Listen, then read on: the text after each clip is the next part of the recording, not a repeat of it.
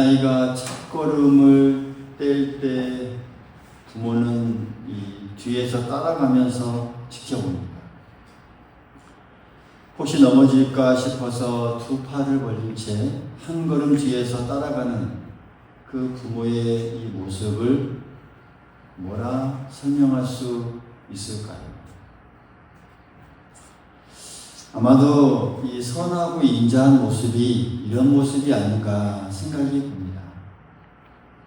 좌우로 흔들리는 아이에게 부모가 손을 꼭 잡아주는 그 느낌. 그래서 그 아이는 그 잡아주는 게 정말 좋고 또 안전하고 평안하게 느껴집니다. 저희 어릴 적 시절도 엄마 아빠가 양손을 잡고 걸어가던 기억이 어렴풋이 생각이 났죠. 어른이 되어서 어릴 적 찍었던 이 사진을 보면서 거기가 아마 이 남해대교 앞인 것 같은데 그 사진을 어렴풋이 보면 그때 그 길을 걸어가던 이 손을 잡아주었던 이 손길이 어렴풋이 생각났는데 부모님의 그 손길은 언제나 좋았고 또 사랑이 느껴지는 그런 이 손길이었습니다. 오늘 시편에서 고백하는 이 선하심과 인자하심, 아마도 이렇게 이 하나님의 좋고 사랑이 느껴지는 그런 이 손길이 아닌가 생각해 볼 수 있습니다. 오늘 다윗은 고백하죠. 내 평생의 선하심과 인자하심이 반드시 나를 따를 것이다 라고 하나님 앞에 고백합니다. 하나님과 이 목자와 양의 관계, 하나님과 우리의 관계를 그렇게 비유하면서 쭉 찬양하면서 오늘 그런 이 마지막 부분에 이렇게 하나님의 선하심과 인자하심에 대해서 그리고 자기를 늘 따랐던 그 하나님의 이 좋으심 또 붙잡아 주심 뒤틀거릴 때마다 늘 안전하게 함께 붙들으셨던 그 손길들을 기억하면서 이렇게 지금 현재뿐만 아니라 과거에도 영원토록 함께 한다는 그 하나님의 그 손길을 기억하면서 이렇게 고백하고 있습니다. 오늘 여기서 이 따른다는 말 그냥 뒤에서 서성거린다는 그런 뜻이 아니라 늘 계속 추적하듯이 그러니까 끝까지 함께 한다는 그런 강한 의미가 포함되는 그런 이 말입니다. 하나님께서 베푸시는 그 선하심과 인자하심은 우리의 삶을 정말 평생토록 책임지는 든든한 그 동반자와 같다라는 의미입니다. 이것을 우리말 성경으로 번역한 내용을 보면 이렇습니다. 내 평생에 선하심과 한결같은 사랑이 진실로 나와 함께 하실 것이니 라고 이렇게 표현하죠. 그러니까 선하심과 한결같은 사랑이 이렇게 표현합니다. 어린아이가 넘어질까봐 이 두 팔을 벌린 채 한 걸음 뒤에서 늘 엉거주춤하면서 이 뒤따라가는 이 부모의 모습 상상해 보십시오. 그러니까 끝까지 지켜줍니다. 하나님도 이 선하심과 한결같은 사랑으로 우리를 호위하고 또 지켜주십니다. 할렐루야. 스펄전 목사님이라는 분이 이 구절을 이렇게 해석합니다. 선하심과 인자하심이라는 두 수호 천사가 항상 내 등 뒤에서 나와 함께한다. 이렇게 이 부분을 보면서 이렇게 해석하는 것을 볼 수가 있습니다. 그러니까 우리 인생의 어떤 밝은 날뿐만 아니라 어두운 날에도 이 선하심과 인자하심이라는 그 두 수호 천사가 모든 달 동안 우리 뒤를 따라다니면서 이 선하심으로는 우리의 필요한 것을 늘 공급해 주시고 또 인자하심으로는 우리의 허물을 용서하시며 품어주면서 우리가 주님의 뜻 가운데 걸어갈 수 있도록 늘 우리와 함께 하신다는 그런 의미입니다. 생각해 보면 우리의 삶 모든 순간에 이 하나님의 선하심과 인자하심이 함께 했기에 여기까지 우리가 올 수 있지 않았겠습니까? 때로는 우리가 깨닫지 못해도 뒤를 돌아보면 분명 하나님의 은혜가 우리의 발걸음을 지켜주셨음을 우리는 고백할 수 있습니다. 힘든 순간에도 하나님 어디 계십니까? 라고 답답했지만 지나고 보니 하나님께서 가장 필요했던 도움을 우리에게 보내주셨고 결과적으로는 선을 이루어 주시는 그 경험 우리가 다 경험하면서 또 살아가고 있지 않습니까? 어떤 분들은 고난 중에도 오히려 믿음을 갖게 되고 절망 중에도 오히려 사랑을 깨닫게 되었다라고 이렇게 고백하기도 합니다. 바로 하나님의 이 선하심과 인자하심이 우리를 떠나지 않고 늘 따라왔기 때문입니다. 마치 부모가 어린아이 자녀 뒤에서 늘 지켜보면 보호하듯이 한순간도 하나님은 우리를 놓지 않고 끝까지 책임지시는 그 분이심 우리가 믿을 수 있기를 간절히 소망하겠습니다. 오늘 이 다윗의 고백처럼 우리도 고백할 수 있어야겠습니다. 그래서 우리가 우리의 앞날에 정말 이 선하심과 인자하심이 평생 우리를 따라오기에 정말 우리는 혼자가 아니라 또 우리의 그 인생길 끝에는 결코 정말 하나님의 큰 영광의 모습이 기다리고 있다는 것 우리가 이 확신을 품고 담대히 이 땅을 걸어갈 수 있기를 간절히 소망하겠습니다. 다윗은 계속해서 노래합니다. 5절 말씀을 보면 주께서 내 원수의 목전에서 내게 상을 차려주시고 기름으로 내 머리에 바르셨으니 내 잔이 넘치나이다. 할렐루야. 우리 함께 다시 한번 우리도 입술로 한번 찬양해 보죠. 시작. 주께서 내 원수의 목전에서 내게 상을 차려주시고 기름으로 내 머리에 바르셨으니 내 잔이 넘치나이다. 할렐루야. 순례자의 여정 중 경험하는 그 하나님의 이 풍성한 공급을 보여주는 하나의 장면입니다. 한 이야기를 하겠습니다. 어느 무더운 광야길을 한 나그네가 홀로 걷고 있었습니다. 고향집을 향해 가는 순례자였지만 갈 길은 멀고 또 그런데 이 자기를 위협하는 적들이 그 뒤를 쫓아오고 있었습니다. 지친 발걸음으로 사막을 헤매던 그는 마침내 한 장막에 도착했습니다. 그곳은 그 지역에서 존경받은 부족장의 장막입니다. 나그네는 다급한 마음으로 장막 안에 뛰어들었고 뒤에서 오던 적들은 텐트 밖에서 장막 밖에서 우두커니 서 있게 되었습니다. 이 지역은 이 피난처의 법이라는 것이 있습니다. 그러니까 누구든지 원수에게 쫓기다가 그 남의 집에 피하면 그 집주인은 끝까지 그를 보호해주고 원수들은 감히 손대지 못한다는 그런 이 법이 있었습니다. 마침 그 장막의 주인은 그 나그네를 끝까지 기꺼이 맞아주었고 이제 광야의 한복판에서 놀라운 일이 벌어집니다. 장막 주인은 그 나그네를 위해서 잔치를 베풀어 주시는 것이죠. 원수들이 바로 밖에 있음에도 불구하고 주인은 조금도 당황하지 않고 식탁을 차려서 손님을 그렇게 대접합니다. 나그네는 마치 모든 위험이 다 사라진 듯이 그 앉아서 따뜻한 음식을 먹을 수 있었습니다. 주인은 그 머리에 향유를 발라주며 환영했습니다. 갈라진 피부와 상처도 치료해 줍니다. 그 중동의 그 문화가 그렇습니다. 그 손님이 막 찾아오면 이렇게 환영해 주는 게 또 자신에게 오는 그 복이라 생각했기 때문입니다. 나그네의 손에 들린 잔은 시원한 물로 가득 채워졌고 넘치도록 부어졌습니다. 밖에서 이를 지켜보던 적들은 들어오지도 못한 채 그냥 밖에서 그냥 분을 삼킬 뿐이죠. 밤새 장막 안에서 편히 쉰 이튿날 아침에 그 떠나는 길에 장막의 그 주인은 2명의 종을 붙여서 주면서 이렇게 그 나그네에게 말합니다. 사랑하는 친구여, 이들이 당신의 고향 집까지 안전하게 모셔줄 것입니다.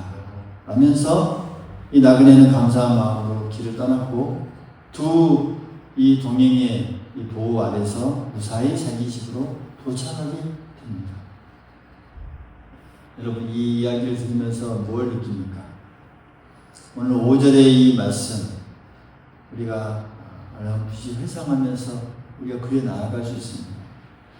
이 이야기 속 나그네가 원수들 앞에서도 장막 안에서 진수성찬을 대접받은 것처럼 정말 광야 같은 인생길을 걷는 동안에 우리의 모든 삶 속에서 하나님은 우리에게 이렇게 잔치를 베푸시고 세상이 감당하지 못할 평안을 우리에게 허락해 주신다라는 그런 말씀의 이 이야기입니다. 여러분, 이 이야기가 우리의 삶에 정말 녹여들고 우리의 삶에 적용될 수 있기를 간절히 소망하겠습니다. 적들이 문 앞에까지 와 있어도 하나님은 여유롭게 식탁을 차려서 당신의 자녀들을 다 대접하십니다. 가장 힘든 상황 속에서도 마치 모든 것이 평안하듯 앉아서 먹을 수 있게 해 주십니다. 오늘 5절의 말씀처럼 이것이 하나님께서 그 백성에게 주시는 이 평강의 잔치요 풍성한 공급인 줄 믿습니다. 5절의 말씀이 이와 같습니다. 우리가 힘든 세상에서 때로는 치이고 때로는 이 원수들, 다시 말하면 우리를 힘들게 하는 그 모든 일들이 우리에게 둘러싸일 때에도 있지만 하나님은 오히려 그 상황 속에서 우리를 존귀하게 여겨주시고 위로해 주시고 평안으로 함께 해주십니다. 상처 입은 마음에 성령의 기름을 부어주시고 어루만져 주시고 정말 세상이 줄 수 없는 그 존귀함과 사랑을 우리에게 부어주십니다. 끝까지 함께 해주십니다. 오늘 우리가 5절 말씀을 보면서 이런 위로와 이런 평안을 우리가 느낄 수 있어야 하겠습니다. 우리가 지나는 그 세상 속에서 이런 하나님의 이 평안함과 은혜가 우리에게 펼쳐진다는 그 약속의 말씀입니다. 그리고 다윗은 내 잔이 넘친다고 고백합니다. 내 잔이 넘친다. 하나님께서 부어주시는 이 은혜의 잔은 정말 차고 넘치도록 풍성한다라는 그런 표현입니다. 비록 환경은 광야와 같은 그런 이 상황이 있다 할지라도 그 마음에는 여기 넘치는 기쁨이 있음을 다윗은 표현하고 있습니다. 에레미야 이 선지자가 예루살렘이 무너진 그 참담한 상황을 겪게 됩니다. 그 참담한 상황의 배경이 에레미야 애가에 보면 쭉 그런 내용을 배경으로 합니다. 근데 이 예루살렘 성이 무너지고 다 끌려가고 다 정말 어떤 이 소생의 기회가 없는 듯한 그런 상황 앞에 펼쳐진 그 상황에서 그가 하나님의 은혜를 붙들었을 때에 하나님께서 그에게 새로운 은혜가 넘치는 그런 경험을 하게 합니다. 그러면서 에레미야 애가 성장에 보면 이렇게 그가 고백합니다. 여호와의 인자와 긍휼이 무궁하심으로 우리가 진멸되지 아니함이니이다. 이것들이 아침마다 새로우니 주의 성실하심이 크로소이다. 할렐루야. 그러니까 밤 같은 어두운 그런 상황, 그 현실. 그럼에도 불구하고 아침마다 새롭게 부어주시는 그 하나님의 그 자비로우심과 인자하심과 그 선하심을 그가 경험했던 것이죠. 바로 끝없는 이 긍휼 덕분에 완전히 망하지 않고 오늘도 살아갈 힘을 얻는다라는 그의 이 고백입니다. 우리의 삶에도 마찬가지라는 것이죠. 하나님께서 내 잔이 넘칠 정도로 풍성하게 넘치게 해줍니다. 때로는 힘든 시기가 있다 할지라도 그때마다 하나님께서 보내주신 정말 오아시스와 같은 그 은혜들이 우리에게 있다라는 사실이죠. 아마 여러분의 삶 속에서도 경험한 사람들이 있고 또 우리의 아프기의 삶 속에서도 경험하게 하십니다. 아침마다 새롭게 채워주시는 그 은혜가 있습니다. 할렐루야. 숨쉬는 것, 일용할 양식, 그 작은 기쁨 하나까지라도 주님이 채워주시는 그 넘치는 그 은혜의 잔이 바로 그렇습니다. 내 잔이 넘치나이다 라는 이 고백이 우리의 삶 속에서도 할 수 있어야 한다는 것이죠. 하나님은 이렇게 세상이 줄 수 없는 또 이해할 수 없는 방식으로 우리를 끝까지 돌보시는 분이십니다. 어려움 중에도 또 어떤 상황 속에서도 우리가 하나님을 기대할 수 있는 이유가 바로 여기에 있습니다. 세상이 아닌 주님의 손길이 우리를 결국 만족하게 하실 것임을 우리가 꼭 믿을 수 있기를 간절히 소망하겠습니다. 주님의 그 채워주심은 우리에게 부족함이 없습니다. 내 잔이 넘치게 해주십니다. 그 주님의 풍성함에 우리가 참여할 수 있기를 간절히 소망하겠습니다. 우리 머리에 부어주시는 그 성령의 기름 부음을 통해서 우리가 늘 새 힘을 얻을 수 있습니다. 내 잔이 넘치나이다 라고 고백할 수 있습니다. 그러면서 마지막으로 다윗은 이렇게 고백합니다. 내가 여호와의 집에 영원히 거하리로다. 할렐루야. 내가 여호와의 집에 영원히 거하리로다. 이 순례자의 이 여정, 결국 영원한 집에 이르는 것으로 결말을 맺는 그런 상황임을 우리가 깨달을 수 있습니다. 다윗이 이 확신에 찬 이 마음으로 이렇게 고백하는 것이죠. 평생 인도하시던 그 하나님께서 마침내 자신을 이 여호와의 집, 곧 하나님이 계시는 그 영원히 함께하는 그런 이 곳으로 인도하게 하신다라는 그 다윗의 고백입니다. 여러분, 이 고백에는 현재 하나님의 은혜에 대한 이 만족과 더불어서 앞으로 미래에 대한 소망이 또 함께 어우러져 있는 이 고백과도 같습니다. 현재도 그렇지만 앞으로도 함께 한다는 것이죠. 지금도 하나님과 동행하며 마치 이 하나님의 집에 있는 것처럼 평안을 누리지만 또 동시에 장차 누리게 될 더 완전한 그 안식, 그것을 바라보는 그 고백의 외침입니다. 우리 기독교의 신앙은 이러한 이 순례자 신앙이라고 또 우리가 고백할 수 있습니다. 순례자와 같은 신앙, 순례길을 걷고 그 종착점이 있는 그 신앙의 길이라고 우리가 고백할 수 있습니다. 이 땅을 우리가 살아가지만 또 우리의 마음은 하늘 본향을 향해 늘 한 걸음 한 걸음 걸어가는 나그네와 같다는 것이죠. 이게 순례자의 신앙입니다. 그래서 우리가 이 땅에서 이 방황하거나 또 불안해하지 않을 이유가 바로 여기에 있습니다. 왜냐하면 우리 종착지가 분명하게 정해져 있기 때문입니다. 하나님께서 예비하신 영원한 집이 우리를 기다리고 있고 반드시 거기에 이르게 될 줄 믿기 때문입니다. 할렐루야. 믿습니까? 그래서 우리의 궁극적인 우리가 승리를 확신하면서 현재를 노래하며 현재를 기쁨으로 우리가 살아갈 수 있는 이유가 바로 여기에 있는 것이죠. 예수님께서도 이러한 영원한 집에 대해서 우리에게 소망을 주신 그 말씀이 있죠. 요한복음 14장 보면 내 아버지 집에 거할 곳이 많도다. 내가 너희를 위하여 거처를 예비하러 가노니 가서 거처를 예비하면 내가 다시 와서 너희를 내게로 영접하여 나 있는 곳에 너희도 있게 하리라. 할렐루야. 예수님께서 분명히 약속의 말씀을 주셨습니다. 주님께서 이미 하늘 아버지의 집에 우리의 영원한 거처를 준비하러 가셨고 때가 되면 다시 오셔서 우리를 영접하여서 그곳에 있게 해 주실 거다라는 그 약속의 말씀입니다. 우리의 신앙은 이 신앙에 우리가 기초가 되어서 살아가는 것이죠. 이게 순례자의 신앙입니다. 이것이 천국을 향한 우리의 소망이요 또 우리의 영원한 집으로 향하는 그 궁극적인 이 귀향의 그런 방향이기도 합니다.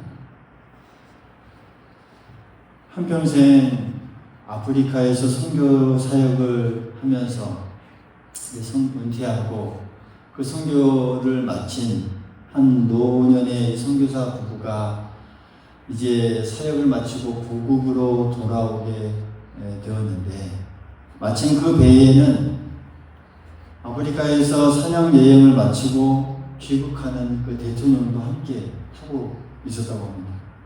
한국에 도착하자 이 대통령을 환영하는 정말 이 어떤 성대한 이 밴드와 환영 인파가 그를 환호했습니다. 그런데 이 오래된 선교사 이 부부를 맞이하는 사람이 한 사람도 없었습니다. 쓸쓸히 숙소로 향한 이 선교사는 하나님 앞에 울적하면서 이렇게 탄식합니다. 하나님, 평생 주를 위해 헌신하고 돌아왔건만 왜 아무도 우리를 환영해 주지 않습니까? 저 대통령은 사냥이나 하고 돌아오는데 저렇게 사람들이 환영하고 대우해 주는데요. 그때 하나님께서 그의 마음에 조용하게 이런 음성을 들려주었다고 합니다. 얘야, 아직 너는 집에 도착한 것이 아니란다. 진짜 집에 도착하면 더 크고 놀라운 환영이 준비되어 있단다. 이 하나님의 음성을 듣고 또 회개하면서 큰 위로를 받고 또 기뻐할 수 있었다라는 그 선교사님의 간증의 내용입니다. 아주 오래된 이야기이긴 하지만 여러분, 그렇습니다. 우리가 정말 이 받을 진짜 환영이 무엇입니까? 이 땅이 아닌 하늘에서 받을 하늘 본향이 있다는 사실. 할렐루야. 네가 여호와의 집에 영원히 거하리로다라는 이 다윗의 고백. 아마 이런 고백으로 다윗이 살았던 것 같습니다.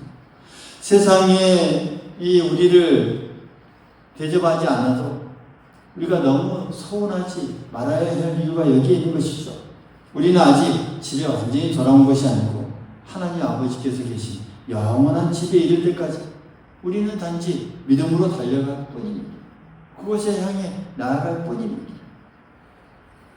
다양한 우리의 삶의 자리에서 각기 다양한 모습으로 우리가 살아가지만 결국 한 집으로 함께 모일 소망이 있습니다.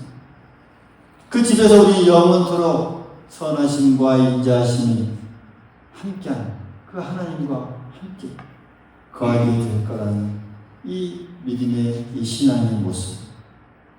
그것이 우리가 이 궁극적인 위로요 또 우리에게 주는 기쁨인 줄 믿습니다. 오늘 우리가 그 집을 향해 나아가는 우리의 신앙의 모습이죠. 순례자의 신앙이죠.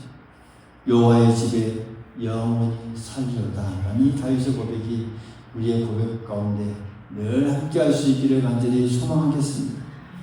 이 소망이 있기에 우리가 오늘도 한 걸음 한 걸음 주님을 향해 걸어가고 있는 줄 믿습니다. 사랑하는 성도 여러분, 오늘 우리가 이 시편 23편 말씀을 통해서 또 하나님의 선하심과 인자하심이 함께하는 그 삶을 묵상해 보았습니다. 또 시편 23편 1절부터 쭉 바라보면서 하나님께서 친히 우리의 목자가 되어주시고 또 우리는 양이 되어서 늘 하나님께서 어떠한 삶으로 우리를 인도하시고 또 그 길을 이끌어 주시는지 어떻게 쉴만한 물가로 인도하여 주시고 우리의 삶을 늘 붙들어 주시는지 우리가 하나하나 또 우리가 살펴보았습니다. 여러분, 시편 23편은 우리의 인생을 어떻게 보면 참 위로 가운데 거하게 해주고 참 목적 있는 우리의 삶을 살게 해주는 그런 우리에게 큰 힘이 되는 위로의 말씀인 줄 믿습니다. 오늘 또 본문의 말씀에서도 선하심과 인자하심 함께하는 우리의 삶. 여러분, 그 인생이야말로 우리에게 가장 좋고 가장 평안함을 느끼고 가장 따스함을 느끼는 그런 인생인 줄 믿습니다. 하나님은 우리 뒤에서 그리고 우리 앞에서 늘 언제나 철저히 돌보아 주시고 우리와 함께하여 주십니다. 믿습니까? 믿습니까? 앞서간 그 길에서 늘 잔치를 준비해 놓으신 분이 하나님이십니다. 그리고 뒤에서는 선하심과 인자하심의 손길로 우리를 늘 밀어주신 분이 바로 우리 하나님이십니다. 그래서 우리의 이 삶에는 늘 분명한 이 선하신 목자의 인도하심이 있다라는 사실 우리가 늘 잊지 말기를 간절히 소망하겠습니다. 때로 원수와 같은 이런 시련이 있다 할지라도 하나님은 그 한복판에서 우리에게 평안을 주시고 영혼의 그 잔치를 베푸는 분이심을 우리가 잊지 말아야 하겠습니다. 또한 우리의 예정 끝에는 영원한 집이 기다리고 있음을 잊지 마십시오. 이 확신이 있다면 우리가 현재의 상황, 어떤 상황에서도 우리가 노래할 수 있고 감사할 수 있고 또 그 기쁜 사랑으로 하나님께 나아갈 수 있습니다. 그래서 우리가 마지막으로 다윗의 이 고백을 우리도 함께 했으면 좋겠습니다. 나에게 하나님의 선하심과 인자하심이 평생 나를 따를 것이다.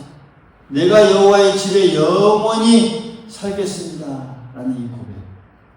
우리 고백이 우리의 남은 평생 동안 우리에게 힘이 될 수 있기를 간절히 소망하겠습니다. 이 믿음으로 우리가 정말 순례자의 노래를 우리도 함께 불러가면서 언젠가 주님의 집에 이를 때까지 정말 담대히 우리 인생길을 더 복된 삶으로 걸어가는 자 우리 모두가 될 수 있기를 간절히 소망하겠습니다.